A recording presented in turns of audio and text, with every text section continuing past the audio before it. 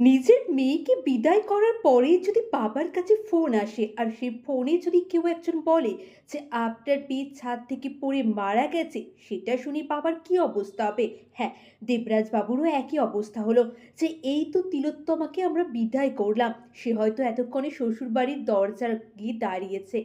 এর মধ্যে এই সমস্ত কিছু কি? ওইদিকে আলেখ্যর মা বুঝতে পারলো যে এই মেয়ে সেই মেয়ে না যাকে আমরা দেখে এসেছিলাম, পছন্দ করে এসেছিলাম।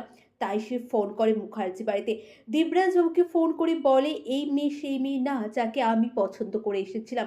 কারণ সেই মেয়ে এত মুখে, মুখে কথা বলতো না।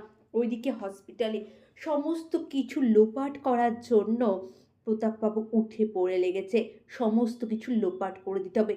কোনো এভিডেন্স রাখা যাবে না। কিন্তু সে যে কতটা অজ্ঞতার সাথে বাঁচছে সেটা হয়তো সেই জানে।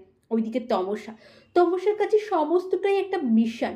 তার কাছে সমস্তটাই একটা চ্যালেঞ্জ। তার বোনকে তাকে বাঁচাতে হবে। তার বোনের সাথে কি হয়েছিল তাকে জানতেই হবে। ওইদিকে বাড়িতে বাবার দেবরাজ বাবুর মনটা খারাপ।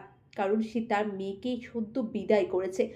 ওইদিকে তারপরেই নিজের এরকম একটা খবর জানার পরে আলেখ্যদের বাড়িতে সবাই আসে।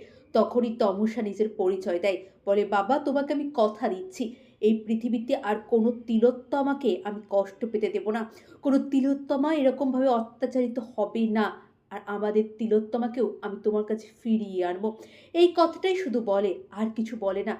তিলোত্তমার সাথে ঠিক কী হয়েছিল ওই রাতে সেটা জানতে আপনারা কতজন আগ্রহী কমেন্ট করে জানাবেন। সত্যি এরকম কত ঘটনাই আমাদের চারিপাশে ঘটছে, কোনোটা আমরা জানতে পারি, কোনোটা জানতে পারি না। কিন্তু কবে শেষ হবে মেয়েদের এই অত্যাচারের দিনগুলো? কবে